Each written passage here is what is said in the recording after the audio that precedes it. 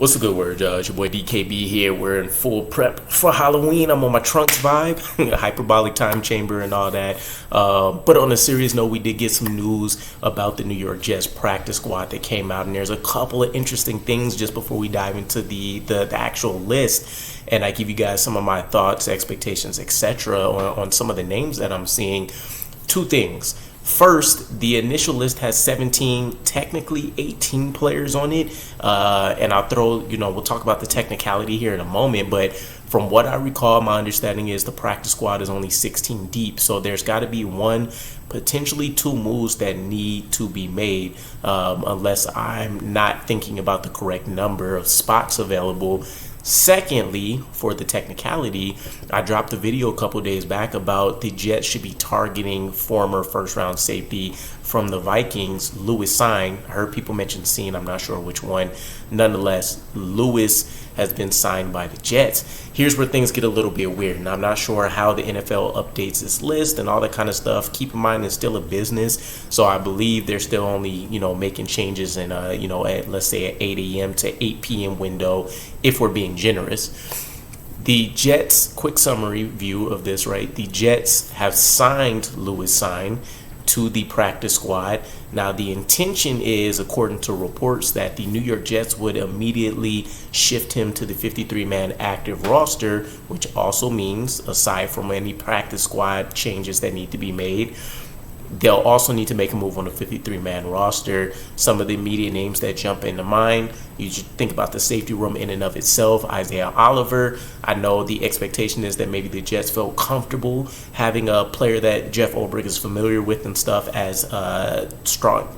I was going to say strong safety four, but the fourth safety in rotation, maybe that's not the case. Maybe he was essentially just being a placeholder. I wouldn't be mad at Lewis Cine replacing him in any form or fashion. The other name would be, you'd have to imagine the defensive line room, right? Maybe they're thinking that they can juggle somebody like an Eric Watts, potentially, a Braden McGregor. I would imagine Leonard Taylor's pretty locked in right now. Or potentially they try to change up having 4 linebackers instead of 5. Maybe you're looking at a guy like JBC potentially being moved. I can't imagine it, right? Some of the other names we're talking about here are a little bit more high profile. So if it's me, I'm looking specifically at Isaiah Oliver just because we haven't seen anything. And the biggest news regarding Isaiah Oliver since we have obtained him has been that he's been injured, right? So that would kind of be my expectation. Another quick piece of news in regards to kind of the roster and practice squad and all that. I know that we also picked up a tight end. Bennett Johnson, I think was the name that dropped into my head. You guys should know who I'm talking about, but actually let me just look it up real quick because it's going to annoy me if not. Brenden Bates. There we go. Brenden Bates. The only thing I know off the top of my head, I'm still waiting to dive into all of these guys, is that I believe he finished second at the tight end position in terms of yardage, 6 catches, 100 yards over the course of the preseason. So obviously there's something there, and I think that he's supposed to be a good blocker, which is why seeing the receiving production there was actually a huge plus for guys. This seems like a steal of a move for the Jets, where the Bears were hoping they can get away with some roster gymnastics there. But let's dive into this actual practice squad list.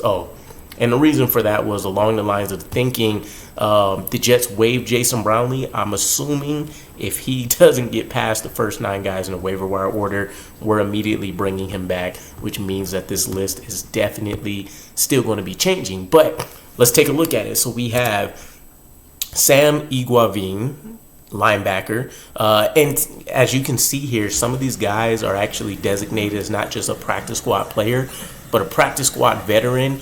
And if that means what I think it means the Jets should have 6 positions dedicated specifically to veterans, and they have no restrictions on how long they can be on the practice squad, right?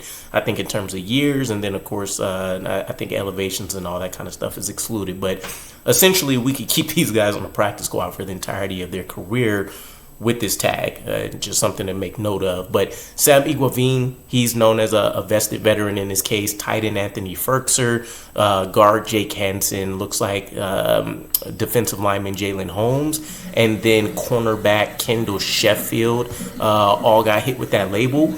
Some of the other names that really stick out here, though, we got Mr. Irrelevant back in Jalen Key.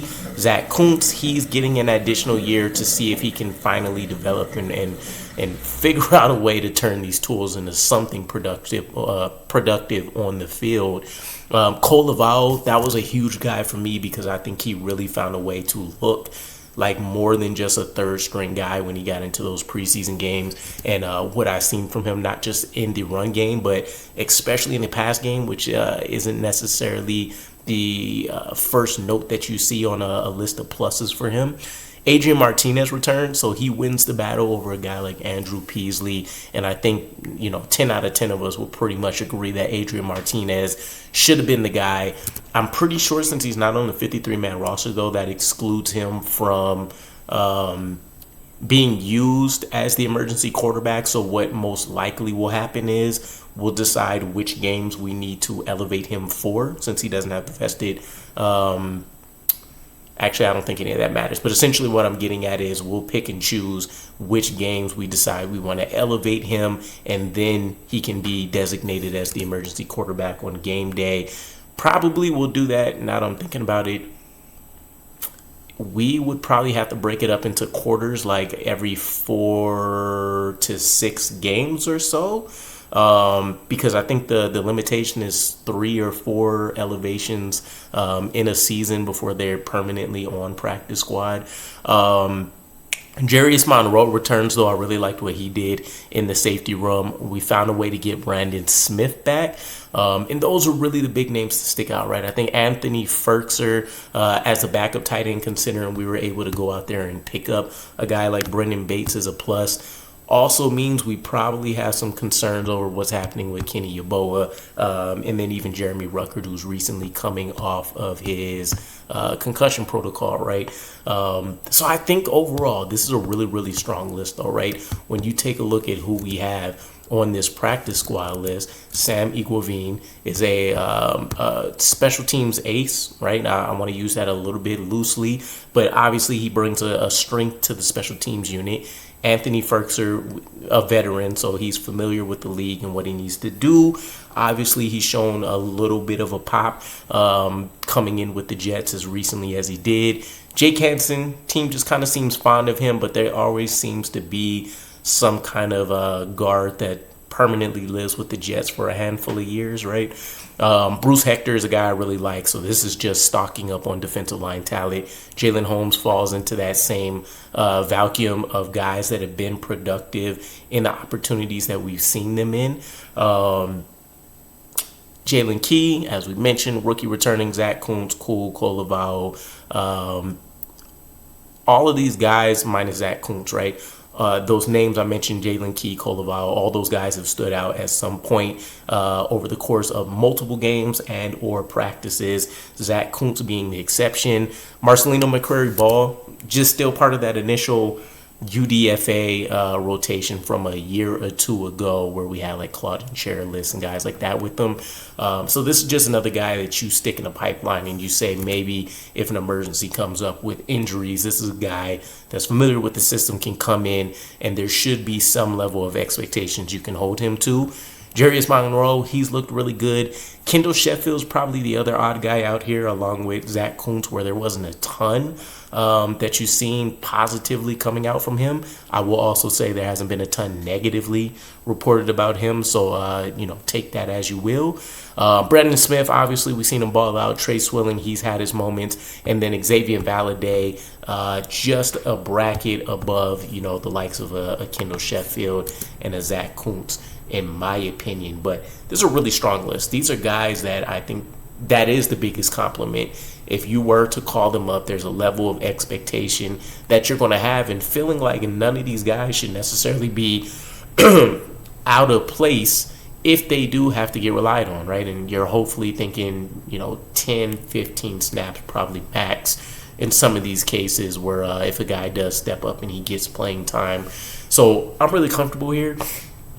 the biggest thing is I'm very interested to see what does happen with Lewis Cine, and then I am interested to see if we go and try who it is that we decide we want to replace if a guy like Jason Brownlee does return to us. But let me know what you guys think. I think we found a way to crush this entire offseason from not only the different training habits we employed, but when you take a look at how we produced on the field, this undrafted free agent class, being able to go out there and have a ton of people ball out. The stars look like they're aligning to me. I don't want to be a homer or a guy that's just fanning out for his team. But realistically, I know we had a bit of that hiccup with the Panthers in terms of the joint practice, and even to a degree the game. You can make the same case game-wise for the Giants, though. But this feels like a season where we are legitimately dangerous.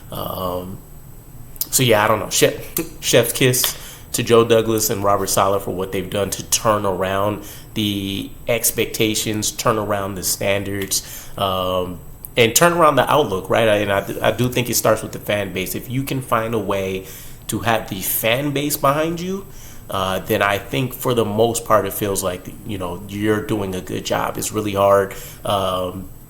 I would imagine, and I can only speak to it from the Jets fan perspective, I would imagine it's generally hard to please the fan base consistently, right? We tend to think we always know more than the guys that have been doing this for years and years and years, etc. But let me know what you guys think. Practice squad list, thoughts just as a whole from the offseason.